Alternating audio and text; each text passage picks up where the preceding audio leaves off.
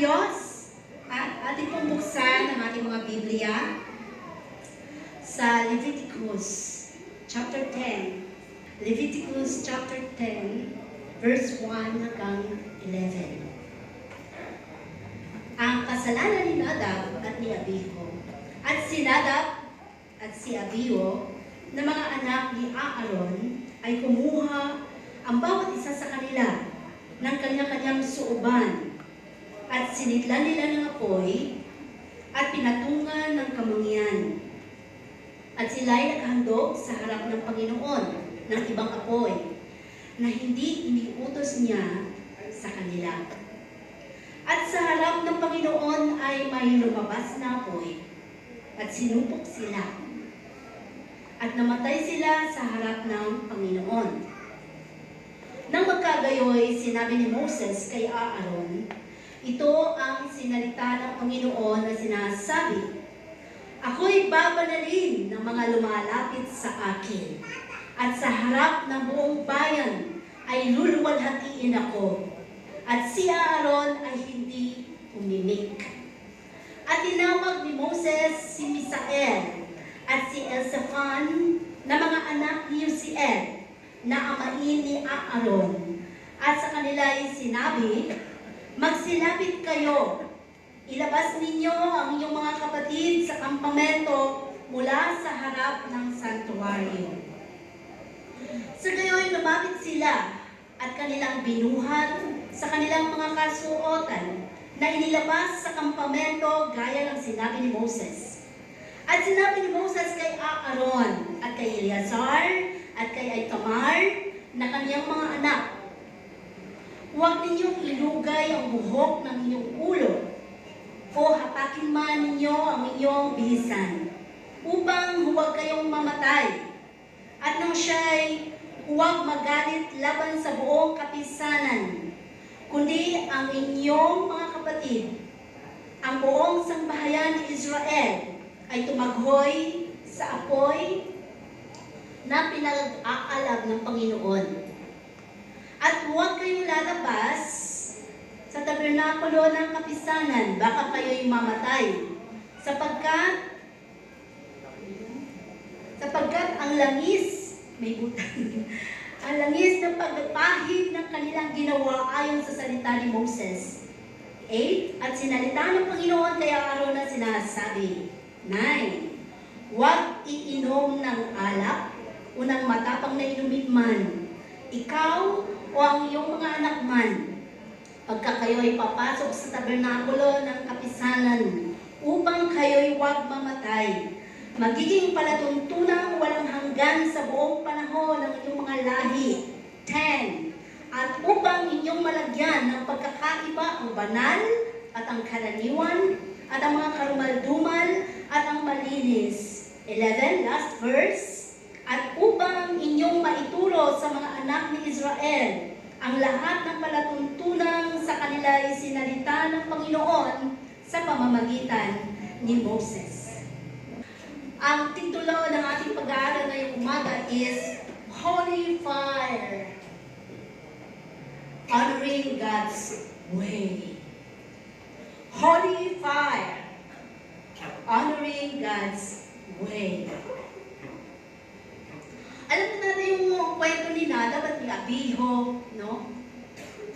Ang mga pag-aalay, kung paano maghandog, kung paano sila tinawag ng Panginoon bilang mga pari ng saserdote. Pero sa mga oras na ito ay nanamnamin natin kung gaano nga ba kahalaga, kaimportante, ang Diyos na pinaglilingkuran natin, ang Diyos na tinatawag mo at pinananampalatayanan mo. Dito sa ating mga pagbasa kanina, nakita natin na sa maling paraan lamang ng paghahandog, pag-aalay, ay nagkaroon ng kaparusahan ang dalawang anak ni Aaron, no? At dito ay makikita natin kung ang Diyos na sinasamba mo ba ay Diyos na hindi napabibiro o Diyos ng kabanalan? So may mga bagay tayo na dapat pag-usapan ngayong umaga. Number 1 is the offense. Sa verse 1, nakita natin dito kung paano ay naghandog ng alay si Aaron, at sa panahon na yun, ang kanyang mga anak ay nag-a-assist sa kanilang ama, no? Para maghandog ng alay doon sa tabernakulo. Subalit, dahil sa, pwede ba nating sabihin na buwan kaisipan or may sarili silang bagay na gusto nilang iimbento kung paano mag-alay. At alam ko na itinuro ni Aaron sa kanila ang tamang paghahandog. Pero that time, nakita natin na sa paghahandog ng dalawang magkapatid na ito, iba ang kaparaanan ng pagkuha nila ng apoy. Hindi nila sinunod ang palatuntunan ng Diyos kung paano malulugod ang Panginoon sa pag-aalay nila. Na akala nila, okay lang na maghandog, okay lang na mag-alay sa sarili nating kaparaanan. Pero that time, naranasan nila, no? Naranasan nila na hindi pala napabibiro ang Panginoon. Sa buhay nila bilang mga saserdote na nagbibigay ng alay, handog, doon sa mga nagkakasala, sila ang naghahandog, nag-aalay para tanggapin, samyuin ng Diyos ang kanilang mga alay. Pero sa mga oras na iyon, nakita ng Diyos, hindi tama. Mali ang kanilang ginawa. Hindi yon ang utos ng Panginoon sa kanila.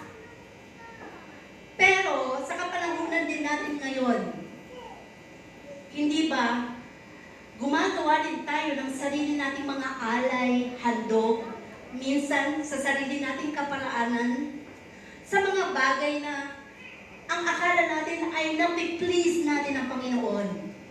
Pero hindi pala. Ang sarili pala natin ang ating itinataas. Ang sarili pala natin ang ating binibigyan ng kapurihan. At doon sa mga instruction ng Panginoon, napakadetalyado po ang Diyos kapag nagbigay ng instruction. Kagaya ng paggawa ng arko ni Noah. Ang sabi nga, iisang bintana lamang ang pwedeng gagawin, no, ni Noah. Actually, sinunod ni Noah kung anong klaseng pandikit, sabi nga, sahing na ng gopher, puno, no? Yung kanyang dagta ng gopher na puno, yun lang ang gagamitin niya. So, napakadetalyado ng Panginoon. Dahil ang Diyos, ang hinahanap sa atin, ay ang tamang pagsunod. Hindi lang basta-basta tayo ay mag-aalay, pupunta tayo sa gusto nating oras, panahon, sa gusto nating pag-aalay, paghahandog, o basta okay na ito kay Lord. So, ang pasalamat natin sa ngayon, nabubuhay tayo sa biyaya. Hindi tayo basta-basta pinarurusahan agad ng Diyos. Di kaya anong nasa lumang tipan. Ano ang ilang mga programa na naka-ayon doon sa mga palatuntunan ng Panginoon sa isang iglesia. Halimbawa, sa mga tithes and envelope natin. Bakit may mga tithes and envelope? Para maging formal ang lahat. Kahit piso yan, o 5 piso, o 20 pesos, kung yan ang tithes mo, ilagay mo, kung may pangalan ka, ilagay mo sa sobre mo. Dahil yun ang nakatakda na mga palatuntunan ng Panginoon. Unless, love offering mo yan. Pwede mong ilagay doon sa mga susunod na basket. Yun ay mga simple na palatuntunan na minsan hindi natin nasusunod. No? Pero lahat pala yan ay accountable na, may accountable tayo sa harapan ng Panginoon. At sa mga bagay na kung saan mas masusing hinahanap ng Diyos ang ating puso. Kung kung paano tayo lubos na nakakasunod sa kanyang mga palatuntunan. At sabi nga dito, there was danger, no? May panganib doon sa hindi pagsunod ni Nadab at ni Abihu. May panganib sa buhay natin sa walang pag-iingat na pagsamba. Sa walang pag-iingat na pagsamba. Hindi lang basta-basta ikaw nag-aalay. Hindi lang basta-basta ikaw ay dumadako sa iglesia ng Panginoon. Pinaghahandaan po ito. Hindi lang basta ikaw napilitan na pumunta dito. Ito po ay isang bagay na may kabanalan sa harapan ng Panginoon, na hinahanap ng Diyos ang presensya mo, na magbibigay ka ng alay at kaluguran sa pagsamba mo. At lahat ng ito ay tinitingnan ng Panginoon sa atin. Sabi nga, God requires worship on His terms, not ours. Doon sa takda ng Panginoon na gusto niyang ikaw ay maghandog ng iyong sarili. Wala ka mang dalang alay ngayon. Wala ka mang offering ngayon. Ang sarili mo mismo ay hinahanapan ng Diyos na maging ayos sa harapan ng Panginoon. Ang pagtatakda ng paraan ng pagsamba na dapat puno ng paggalang at puno ng pagsunod sa Diyos. Kung tayo ay pumunta lamang dito para makipagtsikahan, para magkaroon ng anumang kaabalahan sa ating buhay, o anumang bagay na wala kang focus sa harapan ng Panginoon, sinasayang lang natin ang ating pagsamba. Hindi ayos sa harapan ng Panginoon at hindi katanggap-tanggap sa Kanyang trono. Kaya napakahalaga, no? Napakahalaga. Maging sa mga pagluluto natin, kapag tayo nagluluto at may maling sangkap tayong nailagay. Hindi ba? Masarap ba? Hindi, di ba? So, ganun sa Panginoon. Kung tayo dumako at basta lang tayo nakipag-relihiyon, wala tayong relasyon, ibig sabihin, in-spend lang natin ang oras dahil mamaya mamamasyal ka, mamaya meron kang gagawin, in-spend muna natin kasi wala pa namang oras. At ang mga bagay na ito, hindi mo ina-absorb ang pagsamba sa Panginoon. Kalugod-lugod ba sa Diyos? Katanggap-tanggap ba sa Kanyang harapan? Marahil ay hindi. Uuwi ka sa iyong tahanan, wala kang napulot na salita ng Panginoon na nagtumimo sa puso mo, na nagbigay realization sa iyo kung ano ang naging katuruan ngayon. Kaya nga, kapag umuwi na tayo, tinatanong minsan ng mga mahal natin sa buhay, ano yung mensahe? Ay, ano nga ba yun? Nakalimutan ko eh. Di ko alam eh. Paano wala ka namang nagawa kundi makipag-tsikahan, chismisan, o anumang bagay na kaabalahan sa ating mga cellphone. Kaya pag-uwi mo, the same old person. Pero ang Panginoon naghahanap ng tunay na pagsamba sa harapan ng Panginoon. Hindi man tayo kita ng mga kapwa natin mananampalataya, ang Panginoon nakakakita sa atin. At ang puso natin, kung tayo nga ba ay angkop ang ating mga puso sa harapan niya. Sa paglapit sa Diyos, ang puso na may ganap na pagsuko ay nag-aalok ng tunay na kababaan sa kanyang harapan. No? Maging sa mga ministeryo natin, sa mga ginagawa nating pag-aalay at handog sa Diyos na buhay. Kung ikaw ay may mga talento, ano bang mas mahalaga? Anointing or skills? Okay na yung anointing kahit walang skills. At least anointed ka. Hindi, mas maganda yung skills. Mahusay ka tumugtog, mahusay ka sumayaw, mahusay kang umawit. Mas maganda yun. Mas mapapapurihan ka ng mga makikinig o nanonood. Pero sa Panginoon, sa Kanyang presensya, ang hinahanap ng Diyos ay kailangan na andun ang anointing ng Panginoon at hindi ka dapat nananatili lamang doon. Yung skills na meron ka, nag-i-improve yun. I-improve ng Panginoon hanggat ikaw ay naglilingkod at gusto-gusto mo siyang paglingkuran at gusto-gusto mong paggamit sa harapan ng Panginoon.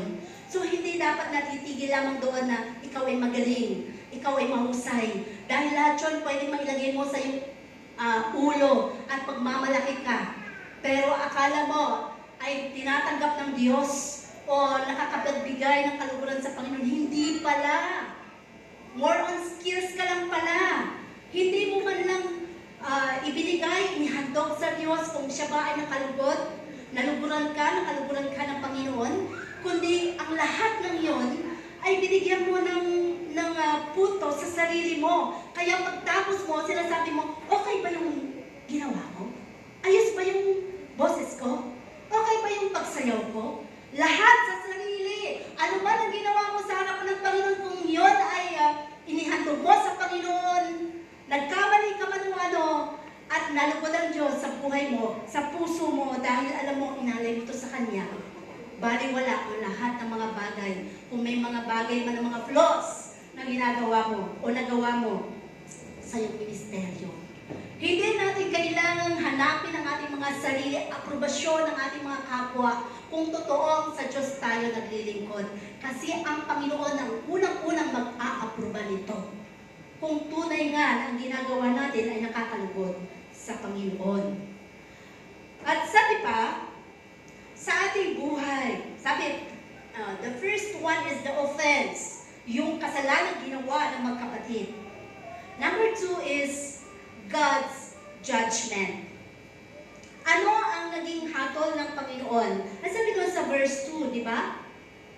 Sa harap ng Panginoon ay may lumabas na apoy. Sa harap ng Panginoon, sa trono ng Diyos mismo, may lumabas na apoy. Sinupok sila, kinain sila ng apoy ng Panginoon at namatay sa harap ng Diyos. Namatay ora mismo. Sabi ko nga, napakapalad natin sa panahon ngayon. Hindi tayo ora mismo na hinahatulan ng Panginoon. Subalit, lahat ng mga bagay na ito ay ating susulitin pagdating ng panahon na tayo ay haharap na sa Diyos. Lahat ng ginagawa natin na hindi angkop sa harap ng Panginoon at hindi natin hinihingi ng tawad sa Diyos at ito'y makamatayan mo, lahat yan ay pagsusulit natin sa Panginoon. God's holiness demands respect. Ang paggalang sa presensya ng ating Panginoon. Kung paano mo ginagalang ang iyong magulang, unless ikaw na anak ay hindi gumagalang sa iyong magulang. Kung paano mo lamang ito sasagutin, babalandrahan ng kung anumang bagay kapag ayaw sumunod, kapag ikaw ay inuutusan, doon ay ipinapakita mo na tunay nga ikaw ay walang galang na anak. How much more dito sa loob ng church? Hinahanapan tayo ng Panginoon dahil ang kabanalan ng Diyos ay nangangailangan ng paggalang. Ang Panginoon kailanman hindi na pagbibiro. Kung ating titingnan, ilang araw pa lamang nakaraan. Nalaman niyo ba yon? Yung wildfire na ating nabalitaan? At bakit nagkaroon ng wildfire? Nang walang kadahilanan. Tingnan natin kung ano ang naging dahilan. Makikita natin dito na sa panahon na ito, ang Panginoon ay kaya mag-control sa lahat ng bagay. Tingnan natin kung anong nangyari dito. Walang boses? Ito po ay nangyari nung Golden Globe Awards, January 6. Lahat ng mga sikat na mga artista sa Amerika, sa Los Angeles, na ito ay ginanap sa Beverly Hills, no?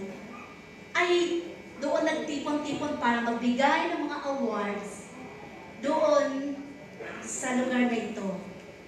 Golden Globe Awards. Subalit, itong si Nikki Glazers na host ng awards night na ito dito ay ipinakita niya o sinabi niya kung paano ang Diyos, sabi niya, ang Diyos ay walang ambag doon sa mga, kasi may mga points may mga numbers. Sabi niya, the God, creator of the universe, zero mention, walang ambag doon sa kanilang mga awards na yon. Sabi niya, no wonder why ang mga bagay na ito hindi natin mapagtatakhan dahil ang sabi niya, ano sabi niya dyan? May sinabi siya. Sabi niya, it is no surprise in this godless town. Sabi niya, godless town. Sa bagay na ito ay naipinakita ni Nikki Glazers. Alam niyo ba, nung ginagawa, nung sinasabi ito ni Nikki, yung sinasabi, God is zero mention, nagtawa ng lahat ng mga artista. At sinasabi niya na walang alamang bagay dito sa panahon na to dahil ang lugar na ito, sabi niya, is a godless town. Matapos ang 2 araw, January 8,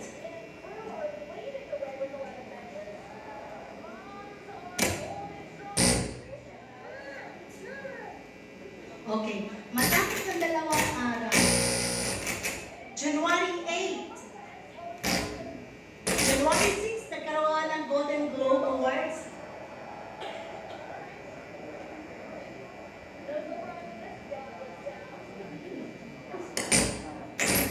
Okay. So, matapos ang 2 araw nito, January 8, nagkaroon ng tinatawag wildfire sa buong Los Angeles na yan. Halos lahat. Nakikita mo, sabi nga, pati bahay ni Paris Hilton nasama. Yung mga malalaking mga bahay ng mga artista. Halos lahat po yan ay natupok. Mula January 8. Masasabi ba natin na ito ay nagkataon lamang? Dito, ipinapakita lamang ng Diyos na kaya niyang kontrolin ang lahat ng bagay, kaya niyang gawin ang anumang gusto niyang gawin para maturuan lamang tayo ng leksyon. Dahil sa kapanahunan ngayon, marami na ang hindi gumagalang o may respeto sa Diyos na buhay, na hindi nila alam kung sino ang may-ari ng buhay nila. Makikita natin kung paano ang Panginoon ay pinapakita niya na siya pa rin na makapangyarihan sa lahat. So wala tayong pwedeng maipagmalaki sa harapan ng Panginoon. Sa sinasabi nung host na yon, MC na yon, makikita mo talaga, pag nakita mo sa Facebook, ang tawanan talaga nila, napakalulutong nung sinabi na God has no zero mention doon sa walang ambag doon sa kanila, no? At sabi ng godless town, nakakapangalabot, at doon makikita mo, na-control ba? Na kahit sila ang pinakamayamang, sa pinakamayamang nasyon, hindi nila makontrol ang lawak ng apoy na halos nasa 200,000 na mga kabahayan ay natupok ng apoy. Yan ay totoo. At yan ay nagbibigay sa atin ng warning. Nagbibigay sa atin ng babala na anumang bagay sa buhay natin, anumang bagay na pinanghahawakan mo, trabaho, negosyo mo, lahat ng ito ay walang kwenta sa harapan ng Panginoon kapag pinayagan ng Diyos na mawala. And last, sabi nga, ano na yung afternoon, yung picture, kung paano mo makikita ano ba ang naging sitwasyon. Matapos, makikita mo yung mga malalaking mga tahanan, mga mayayaman, at ipinakita doon yung picture na kung saan lahat ay nasunog. No? Yan, before. Ito na yung after na talagang sunog na sunog sila. Lahat, ubos ang kanilang mga kayamanan. Wala silang pwedeng maipagmamalaki. Mayaman na nasyon. Kaya, who knows sa buhay natin, anytime, kapag ginusto ng Panginoon, may mga nagpatotoo dyan na Kristiyano, iyak siya ng iyak. Ang sabi niya, umiiyak ako sa kagalakan. Ang lahat ng bahay sa paligid ko, nasunog. Only my home, sabi niya, remains. At siya'y galak na galak dahil pinupuri niya ang Diyos. Ipinakita pa rin doon na ang Diyos nagkukontrol.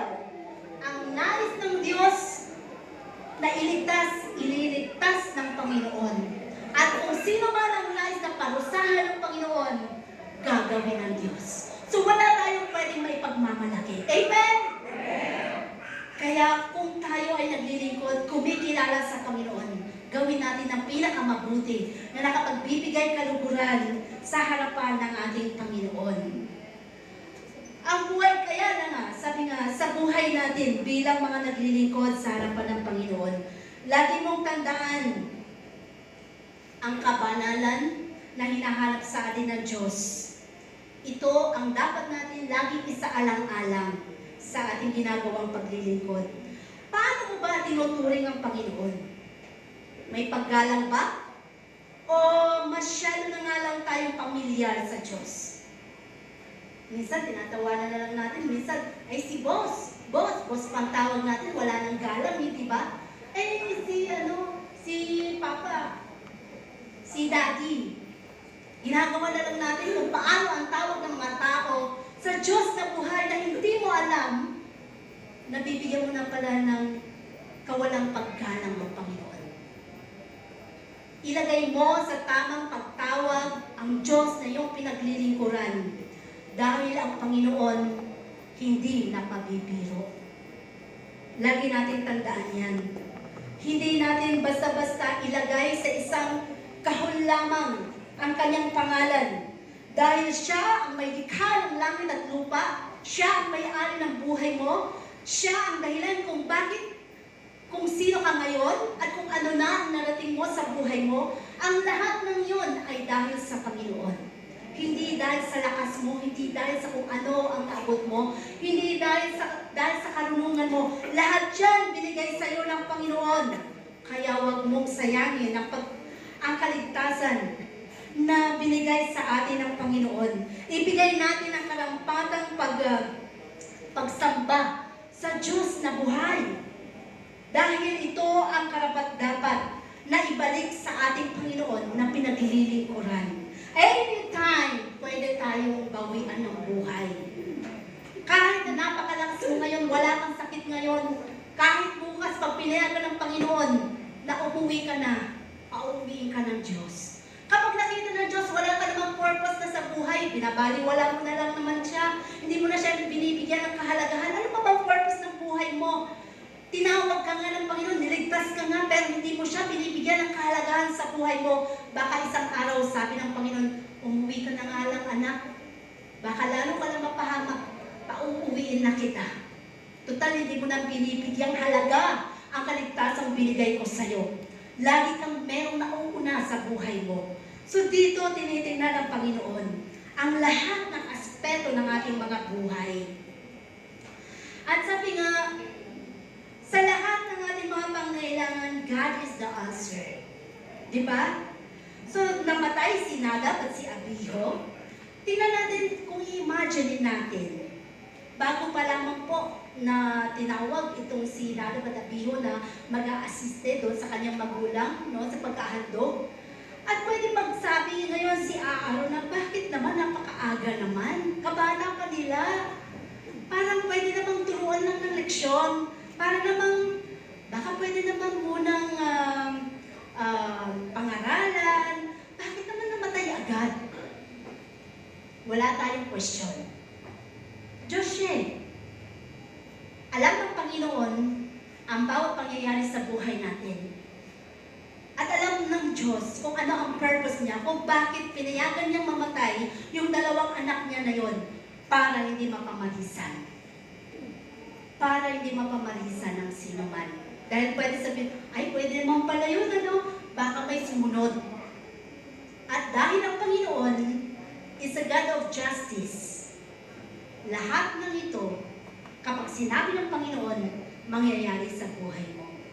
Kaya kung ikaw na naglilingkod, tinawag ng Panginoon, naghahandog ng alay, anumang talento na meron ka, gawin mo ang pinaka-the best para sa Diyos, hindi para sa sarili mo. Dahil walang ibang dapat na parangalan sa buhay natin, liban sa Panginoon. Siya lang at walang iba. Kaya tayo nilikha ng Diyos para mayroong magpuri sa Kanya, sumamba sa Kanya, na makapagbibigay kaluguran. Kung tayo ay niligtas ng Panginoon, ang gusto ng Panginoon, ma-appreciate mo ang mga ginagawa ng Diyos sa buhay mo, sa kaligtasan na meron ka ngayon. Dahil sino ba ang mas makapangyarihan pa sa Diyos na pwede mong tawagin at lapitan para hinga ng tulong? Wala na, liban sa Panginoon. Daman lamang, dumarating ang pagkakataon sa buhay natin, nakakalimot tayo kalimitan sa ating mga ginagawang paglilingkod. Nakakalimutan natin, Kristiyano pala ako. Pag sinabi mong Kristiyano, alam mo ang iyong papel bilang tinawag ng Panginoon. Alam mo ang araw ng pagsamba. Alam mo kung paano ka maglilingkod sa Panginoon. Alam mo kung paano mo hanapin ang mga kasagutan ng Diyos sa kanyang mga salita sa Biblia. Alam mo kung paano makipag-usap sa Panginoon, manalangin at magdebosyon. Alam mo kung paano usalin ang kanyang mga pangako, mga verses ng Panginoon, para ikaw ay manatiling matatag sa iyong buhay spiritual. At dito sinasabi, ang purpose ng Panginoon sa ating buhay, gusto niya lagi, ang sino mang tinawag niya ay maglingkod ng may kabanalan. At next sabi is the warnings and admonitions of God. May mga babala na sinabi, no?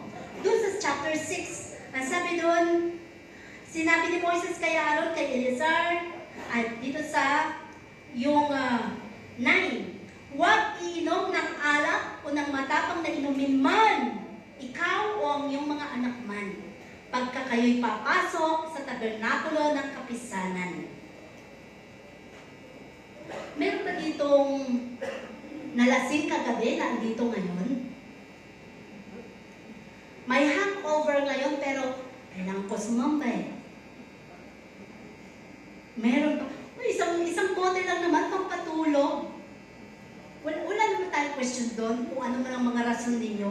Pero ang sabi ng Panginoon, ang sabi ng Diyos, kung ikaw ay mag-aalok, ikaw ay mag-aalay, ikaw ay maglilingkod sa Panginoon, huwag inom ng alak o ng matapang ng mga inumin. Dahil ang gusto ng Panginoon, ikaw ay may malinis na puso sa harapan niya. Hindi man literal na pag-inom, hindi man literal na lasing. May natutulog ba? Baka lasing pa kagabi. Or mga bagay na kaabalahan mo kagabi. Kaya ka nandito dahil napilit ka lang at hindi bukas sa puso mo na paglingkuran ng Panginoon. So lahat ng ito pala ay tinitingnan ng Diyos, no, sa buhay natin. We are distinguished to be holy.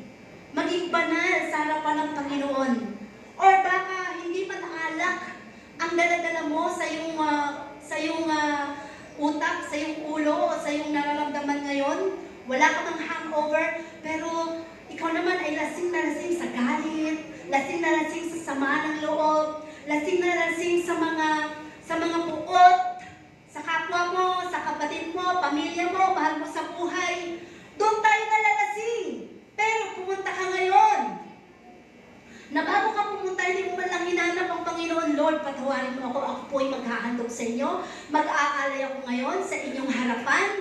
Pawiin mo, alisin mo anumang mga bagay na basura ng puso ko para maging kalugod-lugod ako sa inyo.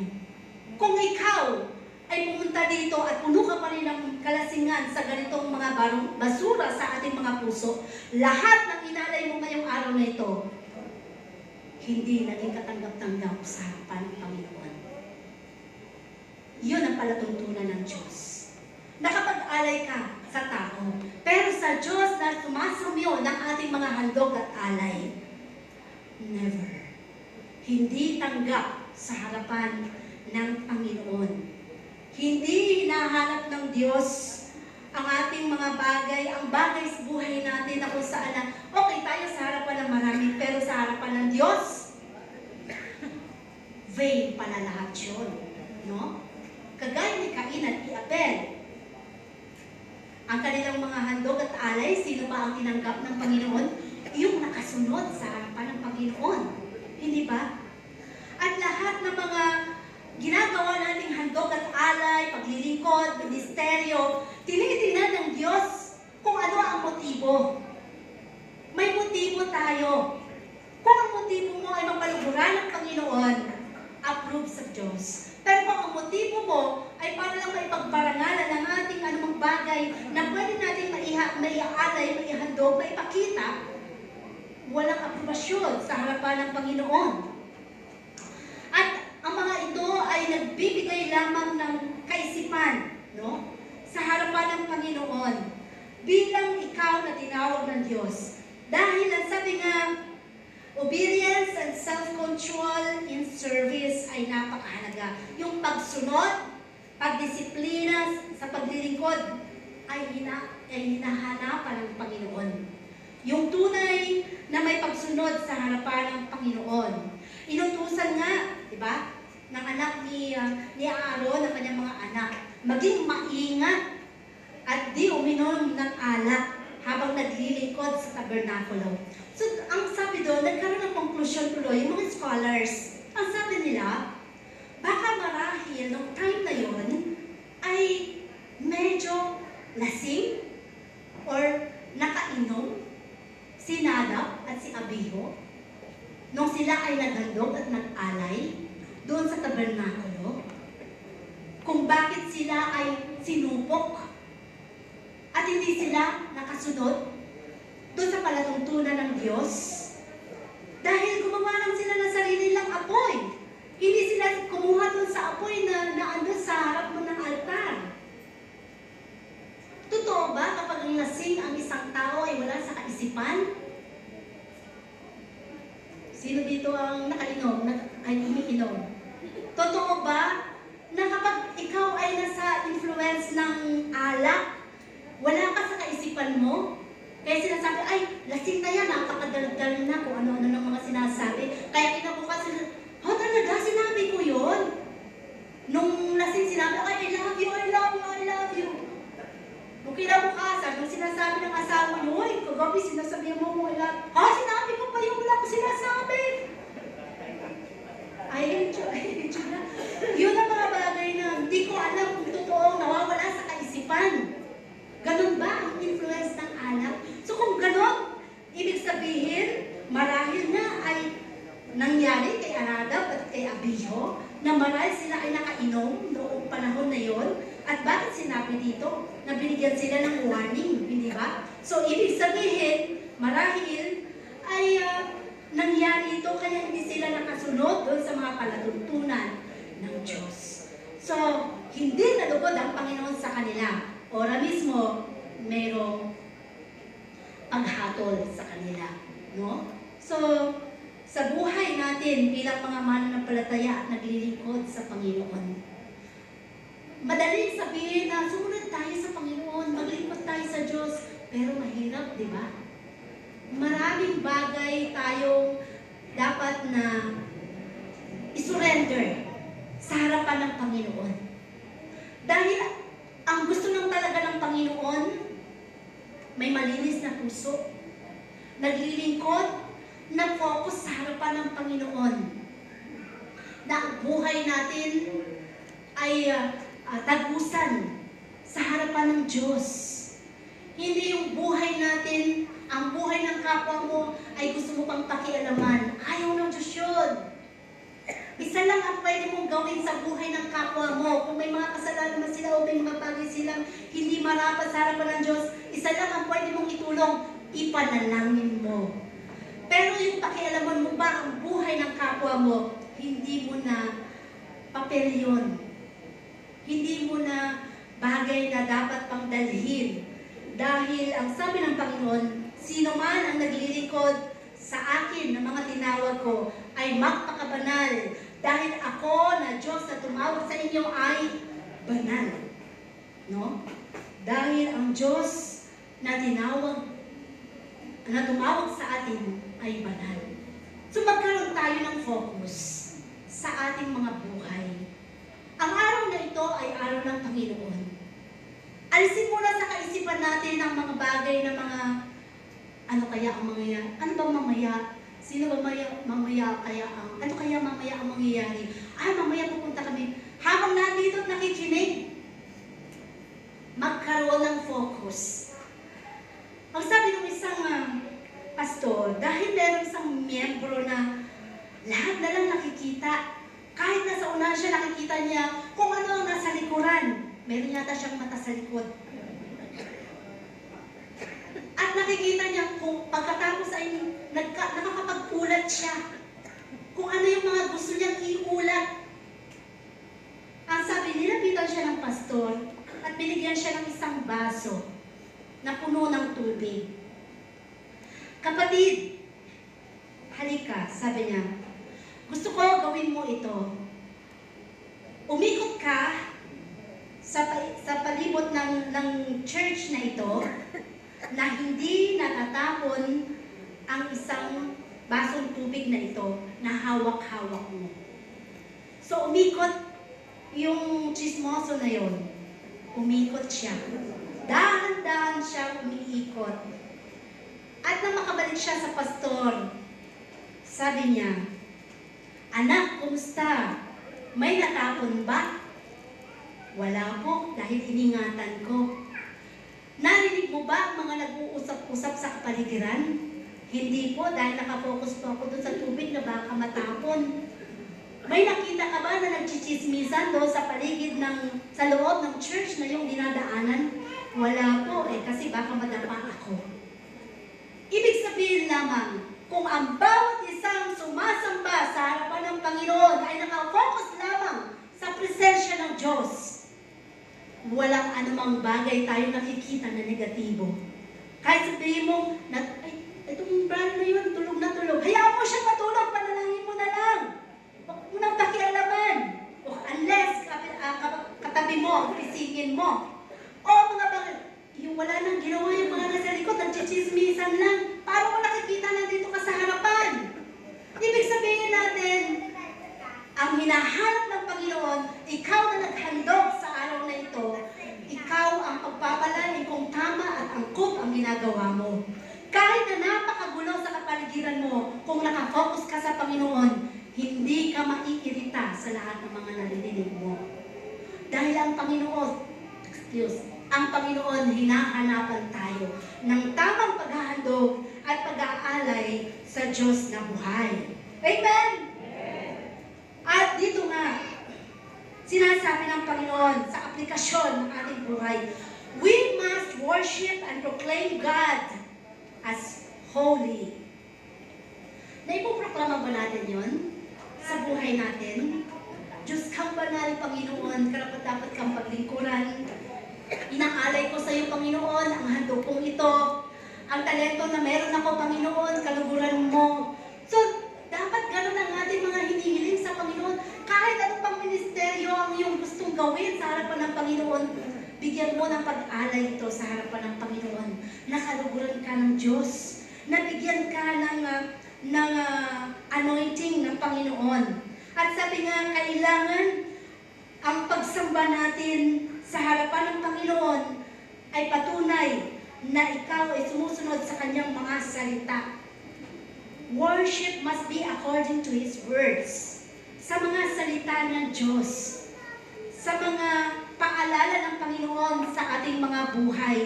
Lagi natin tandaan, ang Diyos na ating pinaglilingkuran kailanman ay hindi magmamaliw. Siya noon, ngayon, at magpakailanman. At sa ating halos panghuli na sinasabi dito, we have to teach others to distinguish right from wrong. Ang lahat naman siguro dito sa ating kalagitnaan ay alam kung ano ang tama at mali. Sinong hindi nakakaalam ng tama at mali? Meron pa ba? Kaya lang, ang sabi, mas masarap gawin ang mali. Pero alam mo na mali. May bumubulong sa iyo, anak, mali yan. Anong ginagawa natin? Ini-ignore natin ang mga bulong ng Panginoon, ng banal na Espiritu sa atin. Dahil higit na mas matatag o mas malakas ang flesh sa ating mga puso, sa ating mga kaisipan, kaya nadadaig tayo ng bulong ng banal na Espiritu. Kaya ang nasusunod natin ay ang mga maling desisyon sa harapan ng Panginoon. Kaya nga sabi lagi ng Panginoon, ang hamon sa atin, pag-ingatan mo ang kaligtasan na meron ka. Hindi pwedeng 20 years ka ng Kristiyano, 15 years ka ng Kristiyano, 10 taon ka ng Kristiyano, yan pa rin ang ugali mo. Wala pa rin nababago sa ugali mo. Ikaw ay isang Kristiyano naghahandog, nag-aalay sa sarili mo lamang kaparaanan. May dalawang klaseng worship na tinatawag. Ang sabi, ang false worship at vain worship. Sa atin ng mga mananampalataya, pag sinabi natin false, mali, di ba? Worship. Mali pagsamba sa harapan ng Panginoon. Paano ito? You are giving worship to anything. Anyone. Pag sinabi natin anything, pwedeng trabaho, negosyo, pinagkakaabalahan, o anumang bagay na pwede nating mawala tayo sa presensya ng Panginoon, or anyone, it refers to human. Pwede pamilya, mahal sa buhay, kaibigan, katrabaho, o ano pa man, anak, asawa, no? Other than God. Kristiyano, pero nauuwi pala tayo minsan sa false worship. Kapag nabibigyan natin ng prioridad ang mga bagay na ito. Pero ang tawag sa atin ay Christian. So, hindi approve sa harap ng Panginoon. Kahit ano pang rason natin doon. Kasi pag sinabi ng Diyos, mag-alay, maghandog, dumako sa kanyang iglesia or tabernakulo, yun ang utos ng Panginoon. Nasa 10 utos nga yun, hindi ba? So, yun ang utos ng Panginoon. So, mali pala doon, ang tawag pala doon is false worship. Meron kang na prioridad na iba. Bukod sa Diyos na dapat pag-aalayan mo ng iyong pagsamba sa araw na itinakda ng Diyos sa iyo bilang Kristiyano. At pag sinabi naman natin vain worship, vain, kawalang kabuluhan na pagsamba. It is worshiping the one true God in His own way.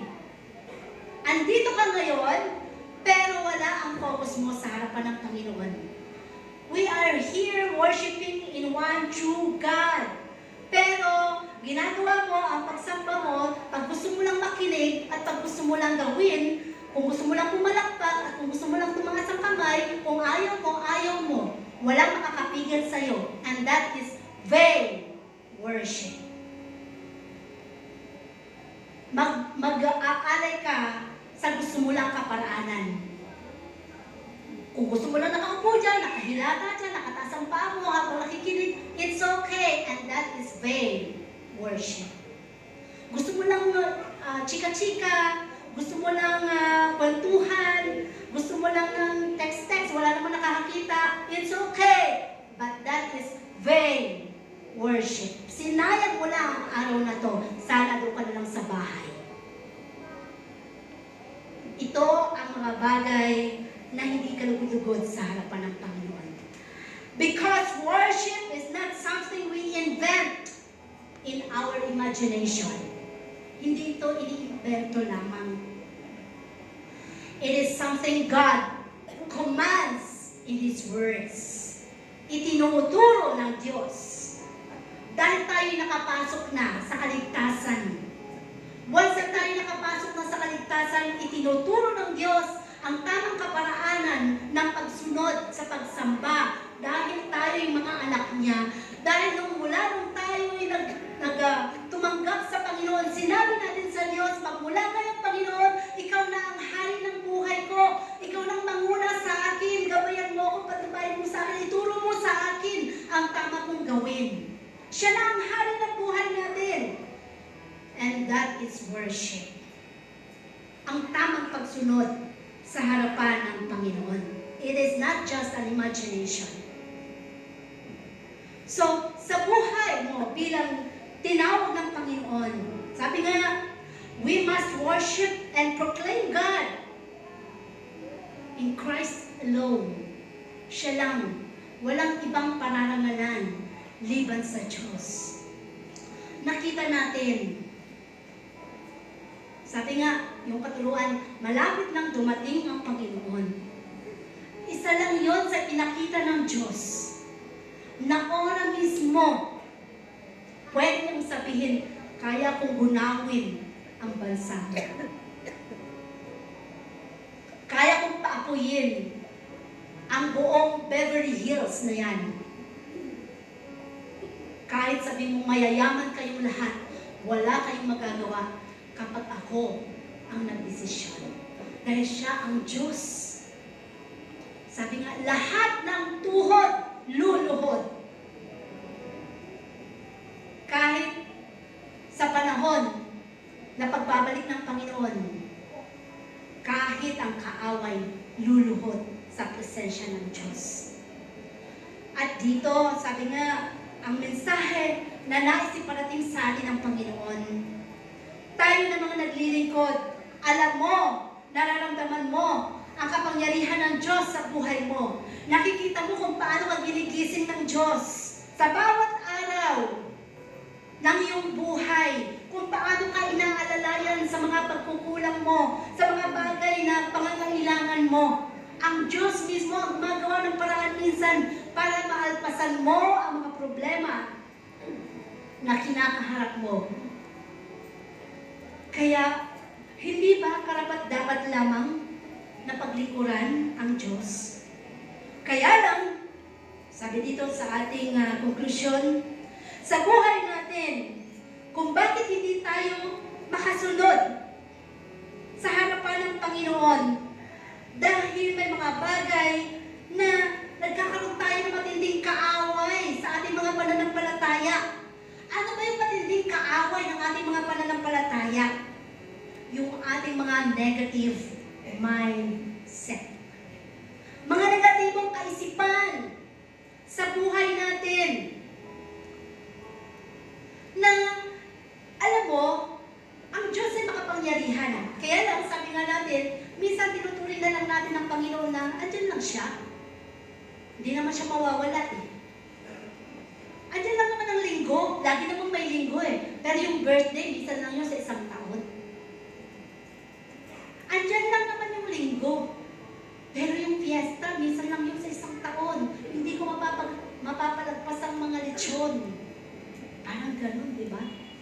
So, yung mga bagay sa buhay natin, at yung negative mindset na ating mga ipinapairal sa ating kaisipan. Yung, di ba, naniniwala kang hindi naaahon ang buhay kong ito. Wala nang pag-asa ang buhay namin. Hindi ka na naniniwala ang magbaba